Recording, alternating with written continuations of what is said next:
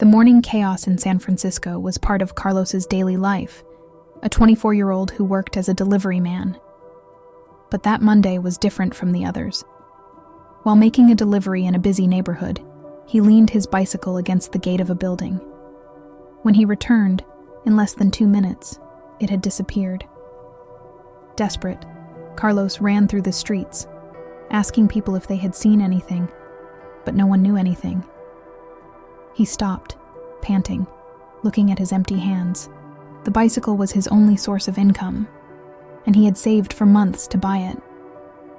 As he tried to analyze the situation, a black SUV parked next to him. A familiar voice asked, "Are you okay, man?" Carlos opened his eyes and saw Steph Curry getting out of the car. "It looks like you need help," the player continued, with a concerned expression. What started as an unexpected encounter would soon turn into an event that would completely change Carlos's life. Still in shock, Carlos explained to Steph what had happened. "Without my bicycle, I can't work," he said, with tears in his eyes. Steph listened intently, absorbing every detail of the young man's story. "How much time do you have to find a solution?" Steph asked. "None," Carlos replied. "If I lose a day, I won't be able to pay the rent." Steph remembered his own journey, the times he had been underestimated and had to fight to earn his place. He knew Carlos's determination was something special, but he also recognized that the young man needed a chance to get back on his feet. Without hesitation, Steph offered Carlos a ride to the police station, where he could file a report. Along the way, Carlos shared more about his life. He had been working as a delivery man since he arrived in the United States 3 years earlier, and sent part of his salary to his mother and 2 brothers in Mexico. Steph learned about Carlos's story of resilience. "You're stronger than you think," he said as he parked in front of the police station. Carlos smiled faintly, but the pain of loss was still evident. After filing the police report, Steph dropped Carlos off at home, but not without saying, "I'll think of something. Don't give up yet." Carlos thanked him, but in his heart, he feared that nothing could resolve the situation.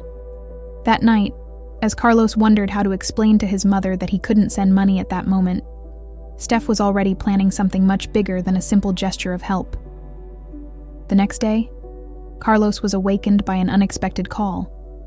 It was Steph Curry. "Hey, I came up with some ideas," he said. Steph asked Carlos to meet him at a bicycle shop downtown.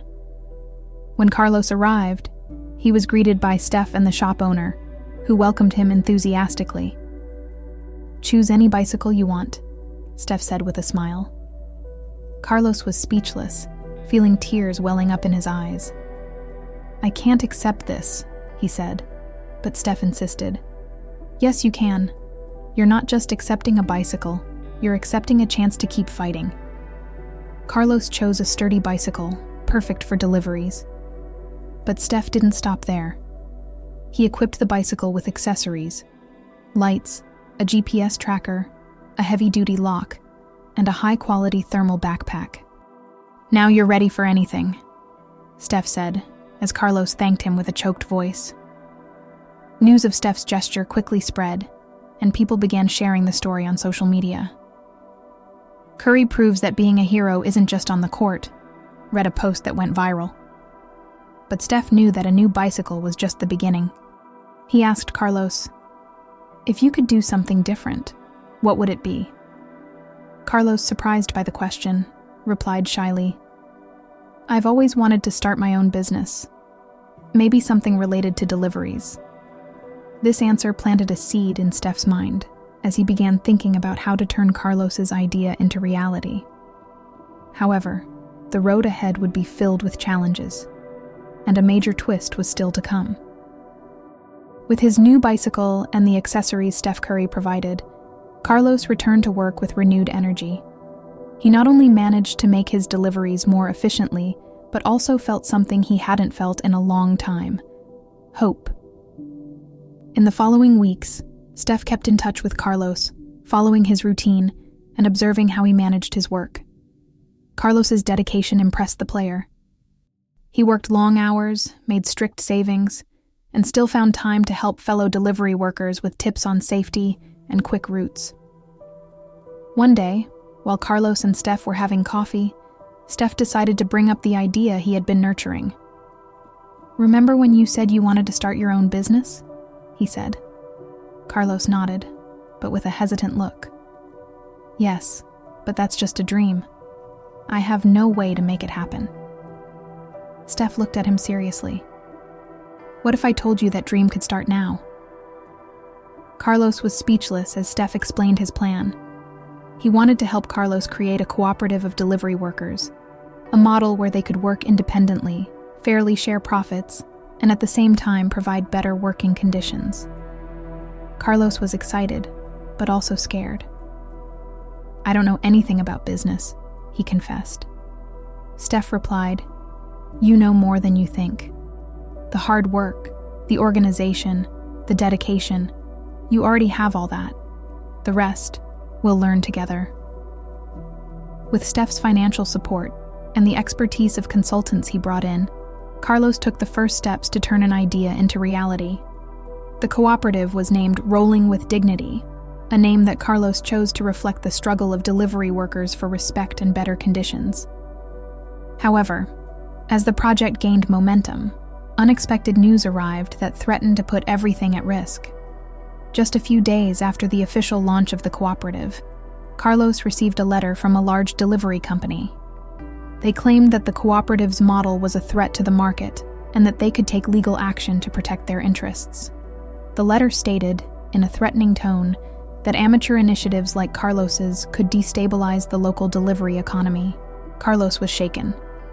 He showed the letter to Steph, who, upon reading it, became visibly upset. "They are trying to intimidate you," he said. "This means we are on the right track." But Carlos was scared. What if they were right? What if I can't handle this? Steph knew this was a pivotal moment. He called in his team of lawyers and requested a detailed analysis of the situation. The lawyers confirmed that Carlos's cooperative was completely within the law, but Steph wanted more than just to defend the project. He wanted to turn it into an example for the entire city. Steph decided to take Carlos's story to the media, highlighting the positive impact of the cooperative and the need to give voice and dignity to delivery workers. In an interview, Steph said that Carlos and delivery workers like him are not just cogs in a system. They are people with dreams and rights. If big companies can't see that, maybe they need to rethink their models. The interview had a significant impact, attracting support from other delivery workers and even public figures. Carlos, who had previously felt invisible, was now a symbol of resistance and innovation.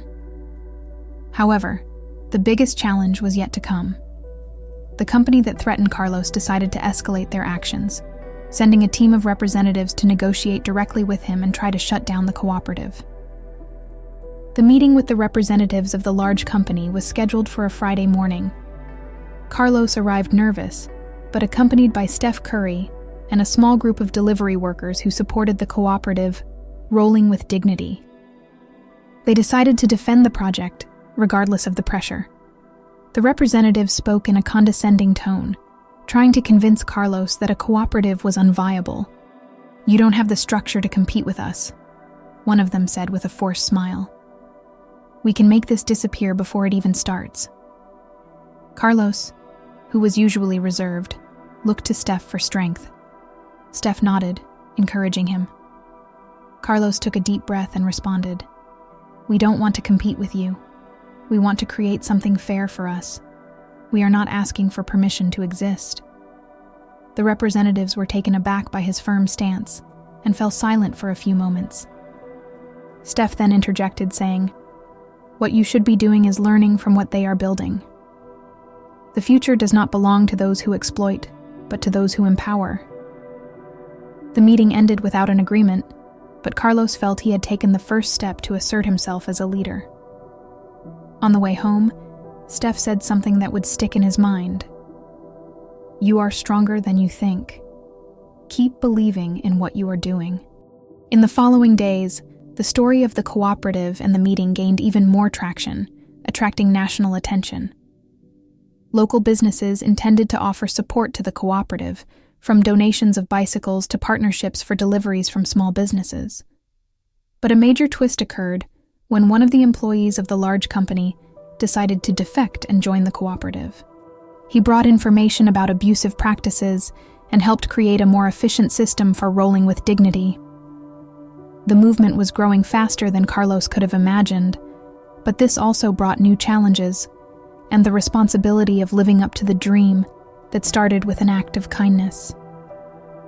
The cooperative, which began with just Carlos and a few colleagues, now boasted a fleet of delivery workers and an operational system that rivaled the large companies. Rolling with Dignity was no longer just a local initiative. It was an inspiring model for other cities. Steph continued to support Carlos, but always with the intention of letting him lead. "This is your dream," he said during a meeting. "I am just here to ensure you have the resources to make it happen." The big moment came when the cooperative was invited to present its model at a business conference in San Francisco. Carlos, who had never spoken in public before, took the stage with Steph by his side and told his story, from the day he lost his bike to the struggle to build something bigger. "I thought I had no voice," Carlos said, emotional. "But I discovered that when you fight for something just, people listen. We are not here for anyone. We are here to show that there is another way." The presentation was met with a standing ovation. After the event, investors began to show interest in supporting the expansion of the cooperative. But Carlos, true to his roots, decided that the focus would always be on benefiting the delivery workers and their communities. In the following months, Rolling with Dignity continued to grow, inspiring other cities to create similar initiatives. Carlos, now recognized as a community leader, did not forget where it all began. He always said, "None of this would have happened without the support of someone who believed in me." Steph, for his part, reflected on the impact of what he had done. "It was just a bike," he said in an interview. "But sometimes it is the smallest gesture that triggers the greatest changes." And so, the young man who lost his bicycle found not only a new way to make a living, but also a purpose that changed his life, including his own.